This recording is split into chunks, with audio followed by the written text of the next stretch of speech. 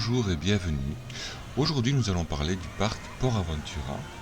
Alors Port Aventura se trouve au sud-ouest de Barcelone, près de Salou. C'est un parc qui a un très gros historique. Il faut savoir que dans un premier temps, le terrain était prévu pour la construction du Disneyland Paris. Finalement, c'était la France qui a été choisie, mais l'Espagne était vraiment bien positionnée. C'était un des deux sites qui avait été choisi par Disneyland pour la construction d'un parc. Du coup, la région se trouvant sans parc d'attraction et étant préparée, et le terrain étant prévu pour ça, ils ont cherché des investisseurs.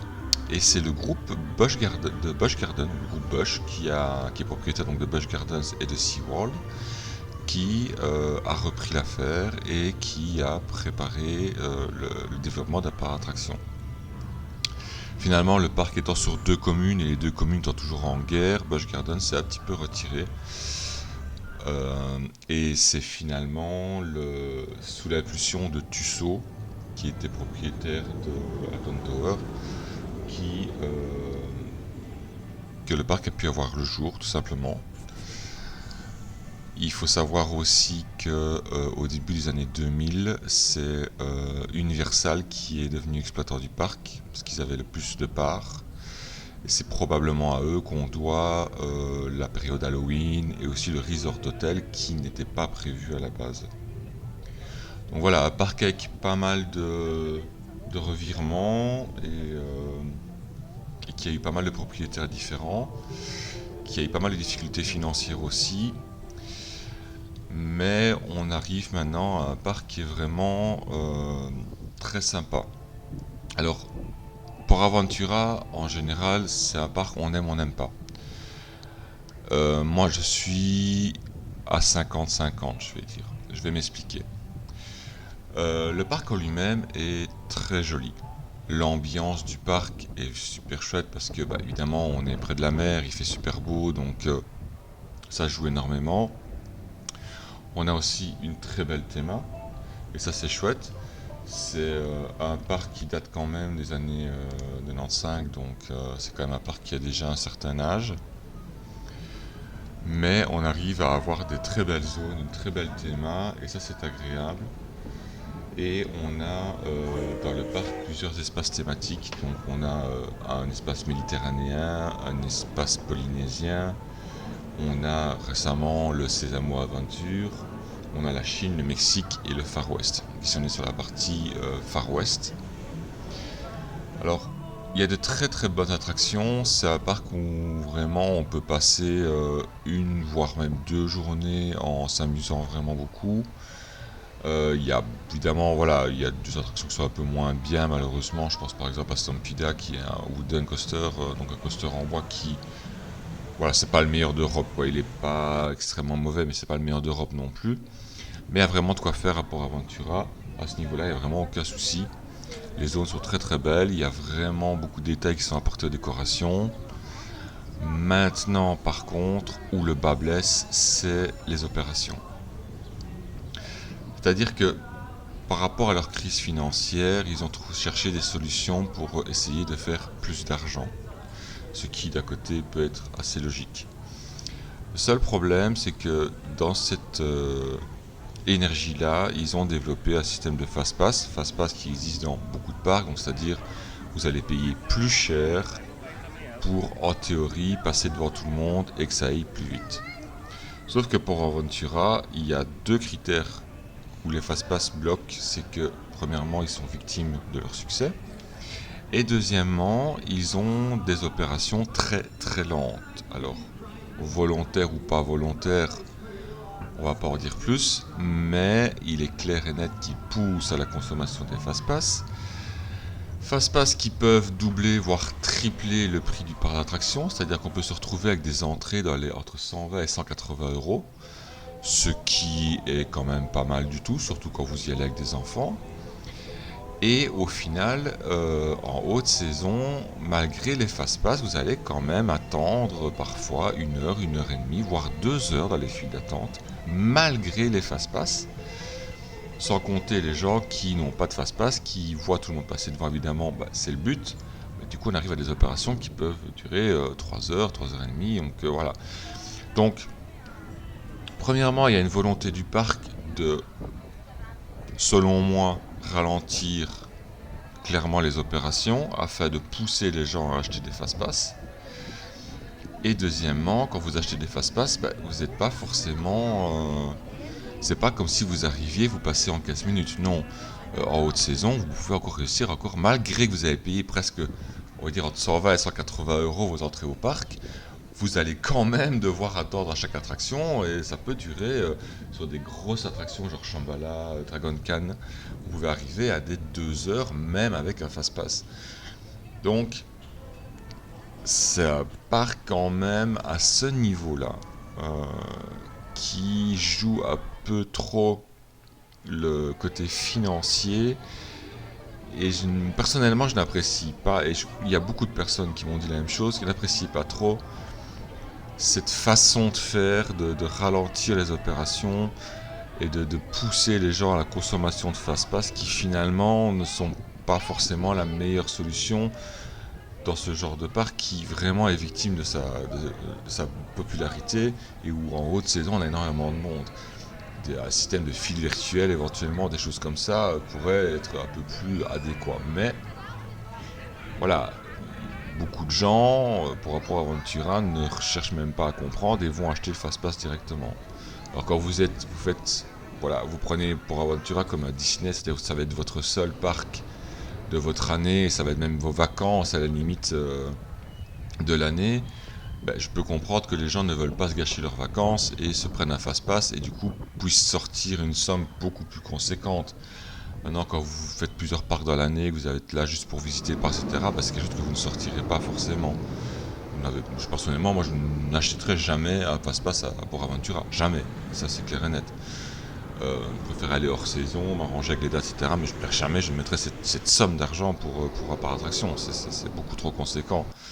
Surtout que voilà, nous on en fait plusieurs sur l'année, on fait plusieurs voyages sur l'année. On est obligé d'avoir des budgets qui sont très limités et de faire attention et on ne peut pas se permettre ce genre de choses là. Donc voilà, c'est une politique un peu désagréable. Maintenant, oui, en fait c'était la condition entre guillemets pour que le parc tienne le coup.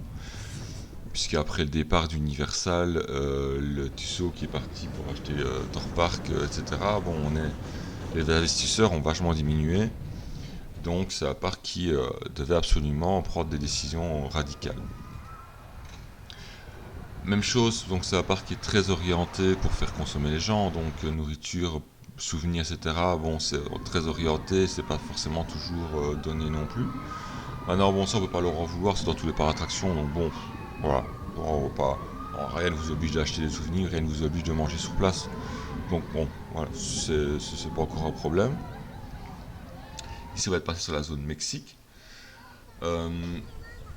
Sinon, à part, voilà, si on met vraiment le côté financier de côté, et le côté des fast-pass qui est très désagréable et les files d'attente qui peuvent être très longues, on peut avoir genre 20 personnes devant soi et que ça dure 3 quarts d'heure pour être embarqué. Voilà. Le problème, c'est qu'ils ont vraiment un rythme d'embarcation qui est vraiment très très très très faible et ça peut devenir très pénible. Si on met tout ça de côté, sur le plan donc de l'infrastructure du parc, le parc est vraiment très agréable. On prend vraiment énormément de plaisir à se balader dans le parc. On prend énormément de plaisir à faire les attractions qui sont quand même pour la majorité de très très bonne qualité. Les zones sont vraiment très bien réalisées. Il y a des attractions aussi bien pour les enfants que pour les adultes. Tout le monde va vraiment y trouver son compte. On va voir un peu plus loin dans la vidéo qu'il y a une magnifique zone pour les enfants. Franchement, elle est vraiment super belle. Et on s'amuse énormément dans ce parc par rapport à la diversité et tout ça. On y mange très très bien aussi. Voilà, sincèrement, la nourriture est très très bonne. Et on retrouve aussi des attractions qui ont des beaux records, qui sont uniques en Europe. On pensera par exemple à Shambhala qui, peut-être moins maintenant, c'est vrai que maintenant ça se développe pas mal, mais qui à l'époque sa construction était vraiment unique et qui pour moi personnellement ça fait partie de mes meilleurs coasters que j'ai fait jusqu'à maintenant dans le monde entier. Franchement, Shambhala est vraiment terrible. Il faudrait que j'aille quand même faire un petit tour en Pologne, voir un petit peu le Ripper. Mais Shambhala, pour moi, pour l'instant, ça reste, voilà, ça reste dans mon top 3 des meilleures attractions au monde. Donc voilà, très bon truc. Vous avez Dragon Khan aussi, qui est coaster aussi, c'est du BM et avec plein d'aversions. C'est vraiment le coaster. Enfin, il vous lâche pas. Vous êtes tout le temps ballotté à gauche, à droite, retourné. C'est super intense, c'est vraiment très intense. Certains le trouvent peut-être un petit peu douloureux au niveau des harnais. Moi, personnellement, j'ai pas eu de problème. Hein. Vu que je suis quand même assez grand, je suis bien calé dedans, donc j'ai pas de problème. Vous avez Furious Baco qui lui est un des premiers déportés au monde. À l'époque, c'était un des premiers. C'est ce qu'on appelle les wings. Donc vous avez les nacelles sont sur le côté. Donc ici, voilà, je fais une petite parenthèse. Donc on voit ici la plus haute, c'est Shambhala. Et l'autre en rouge, c'est Dragon Khan. Donc une avec énormément d'aversion. Et Shambhala, c'est vraiment un hypercoaster. Donc vous êtes... la première descente est vraiment violente, donc c'est vraiment très très haut. Et vous avez alors plusieurs moments de flottement sur les bosses dans vos harnais. Et aussi la particularité vraiment de Shambhala, c'est que ce sont vraiment des sièges qui sont posés sur une plateforme, c'est tout. Il n'y a pas de structure autour, le harnais vient juste se mettre sur vos cuisses, donc vous avez tout le haut du corps qui est libre, et le train est vraiment réduit à sa plus simple expression. Donc c'est vraiment un siège posé sur une plateforme, point quoi. Donc ça vous donne un effet allez, je vais dire une espèce d'effet de vulnérabilité euh, qui, qui, qui, qui amplifie vraiment les sensations et qui est vraiment particulier. Et c'est assez chouette, franchement c'est assez chouette. Et, niveau sensation forte, Shambhala c'est vraiment le top quoi. Donc pour en revenir à Furious Baco dont je parlais, c'était un des premiers wing coasters, donc avec les nacelles sur le côté du rail, voire même au niveau du rail. Et c'est à propulser en plus, donc ça c'est vraiment unique pour cette attraction-là. C'est une attraction qui est vieille quand même, c'est une attraction qui date de 2007. Euh, elle est un peu douloureuse au niveau de la nuque et tout ça. Personnellement, je sais la faire une fois, mais deux fois d'affilée, c'est un peu difficile parce que vraiment au niveau de la nuque et du harnais, elle fait quand même relativement mal. Maintenant, encore une fois, je suis grand, donc voilà, je suis plus susceptible d'avoir un peu mal à ce niveau-là. C'est quelque chose qui est très intense, c'est assez violent. La propulsion est vraiment très très forte. Et, et voilà, c'est une expérience à part. Flux Baco, c'est vraiment spécial aussi. Et c'est pour ça qu'on aime Port Aventura, c'est parce qu'on a vraiment des choses qui sont vraiment très intenses. Malgré qu'elles ont un certain âge, elles sont vraiment très intenses et on peut pas faire forcément ça ailleurs non plus. Et moi, voilà, j'aime beaucoup Port Aventura pour ça. J'avais trouvé les mots adéquats pour vous donner envie, entre guillemets, malgré ce que je vous ai dit au début de vidéo, parce que oui, c'est vrai qu'il y a des problèmes dans ce parc et qu'il n'est pas forcément très bien géré, mais c'est vraiment un très bon parc et voilà, on a ces deux côtés quoi qui sont toujours un peu qui tiraillent un peu la communauté des parcs fans et des coaster fans. Mais voilà, le Shambhala qui passe d'ailleurs. Mais ça reste vraiment un très bon parc avec des attractions vraiment de très bonne qualité. On va le voir ici, le train qui va passer. Faites bien attention, vous allez voir, c'est vraiment une plateforme. Voilà, et on voit vraiment qu'ils sont posés dessus sans rien autour, quoi. Donc, c'est ce qui rend la chose un peu spéciale. Comme je disais, la théma est vraiment de qualité et on peut le voir ici sur Angkor Wat qui est une attraction relativement récente quand même. On voit que vraiment ils ont fait un effort au niveau des thématiques et que c'est vraiment très très joli. C'est vraiment un plaisir pour ça ce parc, c'est vraiment un plaisir de se balader dedans et de profiter. Il est vraiment chouette, vraiment c'est très joli, très joli. Voilà, l'avantage c'est que on est en Espagne, donc pour la plupart des gens, on est en vacances quand on va à Port Aventura, donc c'est une belle expérience pour compléter ses vacances. Il faut mentionner aussi leur offre de spectacle qui est assez conséquente et qui est aussi de qualité. Ils ont des très très jolis spectacles. Ça vaut la peine d'aller les faire, même si voilà, du coup, pour bien profiter du parc, les spectacles et tout, il faut quand même compter, je dirais, quand même 2 jours. Pour être bien, pouvoir bien profiter du parc, 2 jours c'est bien. Franchement, c'est bien. Surtout si vous avez du monde, avec l'histoire des fast-pass et tout ça, bon, 2 jours c'est bien. Alors, si on me pose la question, moi je dirais, n'achetez pas les fast-pass, mais à côté de ça, je vous dirais, n'allez pas en haute saison. Vous n'allez pas pendant les vacances scolaires, déjà de toute façon. Maintenant, je sais que la plupart d'entre vous n'ont pas forcément le choix, avec les enfants, avec le travail, etc. Si vraiment vous n'avez pas le choix d'aller en juillet ou août, bah, prenez vraiment votre mal en patience. Et je pense qu'à terme, vous passerez forcément par les fast-pass parce que bah, c'est juste invivable en fait. En juillet août, c'est juste invivable. Donc voilà. C'est toujours le dilemme quoi là-bas. C'est que c'est très joli, c'est chouette, c'est marrant, il y a plein d'attractions à faire, mais voilà, la foule, c'est parfois assez compliqué de gérer la foule quoi. Donc voilà, vous avez Salou qui est à côté qui vaut vraiment la peine, qui est une très jolie ville, qui est très agréable, il y a énormément de choses à faire dans la région. Pour des vacances, c'est vraiment idéal. Moi personnellement, c'est un de mes lieux de villégiature privilégiés. J'y vais régulièrement, c'est vraiment un endroit que j'aime beaucoup. Je ne peux que vous encourager à aller là-bas pour Port Aventura et même pour tout ce qu'il y a autour. C'est vraiment Salou et Tarragone, c'est vraiment un très très bel endroit et avec vraiment plein d'activités. Ça peut vraiment être bien pour passer des vacances en famille et tout ça. Voilà, je termine mon vocal, j'ai pas grand chose de plus de dire sur ce parc. Je vous ai dit tout ce qu'il y avait d'important à connaître. Euh, Il y a un deuxième parc à côté qui est thématisé Ferrari, donc un peu comme à Abu Dhabi. Très sincèrement, entre nous, il est moins bonne qualité que Abu Dhabi, mais je vais faire une vidéo particulière juste pour ce parc-là qui sera relativement courte, mais comme ça qui permet de juste parler de ce parc-là. Mais sachez que vous avez ce parc-ci, vous avez le parc Ferrari et vous avez un parc aquatique aussi qui est à côté, qui est très très chouette.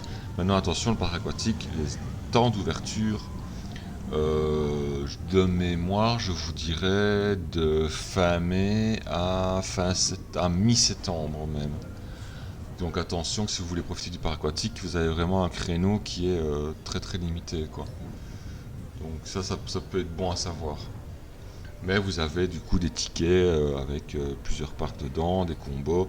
Bien souvent, vous avez le parc Ferrari qui est offert quand vous prenez un hôtel là-bas. Donc ça peut valoir la peine de regarder un peu les offres pour profiter aussi de ça. Et vous avez, si on sort des fast-pass, vous avez des prix qui sont quand même relativement intéressants. Il m'arrive très régulièrement moi, de payer plus ou moins dans les 64 € je crois pour 2 jours au parc avec Ferrari dedans. Donc là voilà, ça va, on est quand même... Maintenant bon, Ferrari, bon, j'en parlerai dans une autre vidéo. Mais ça vaut pas plus non plus, donc voilà. Donc regardez bien, suivez bien les promos sur le site. Il y a vraiment, si vous prenez un début d'année ou quoi, il y a vraiment moyen d'avoir les parcs pour pas trop cher, excepté les fast-pass encore une fois. Voilà, sinon pour le moment pour les vidéos c'est terminé, j'ai épuisé mon stock pour l'instant puisque bon, bah, j'ai enfin pu avoir un matériel et un soft de montage capable de monter mes vidéos.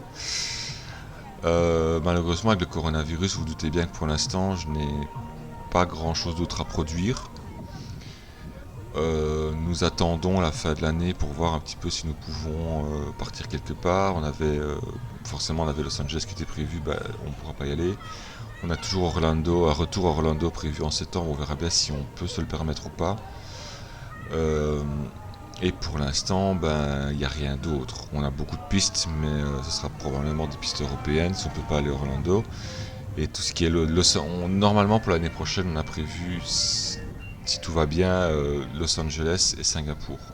Voilà, il y a l'Universal à Singapour et Los Angeles, bah, c'est les Disney, c'est l'Universal, c'est les Six Flags, il y a pas mal de choses à faire là-bas et à voir.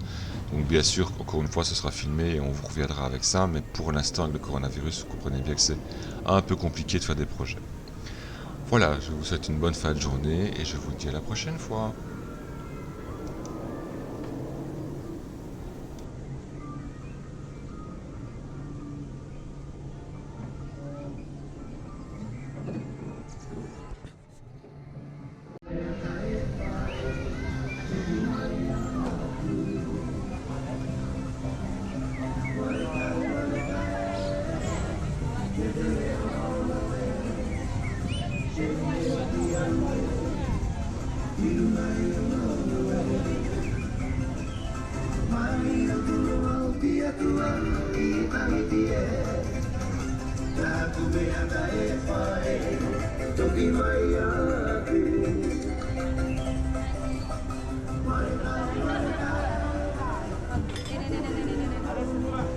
Allez, c'est pour toi, mon petit chat.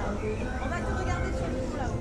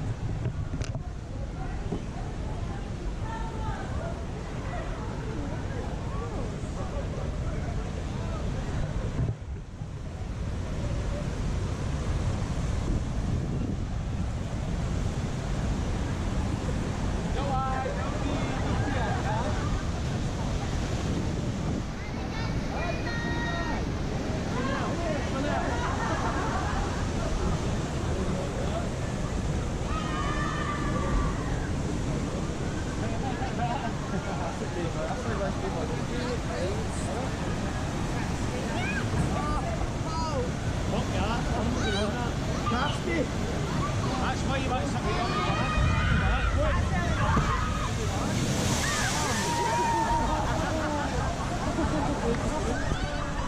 the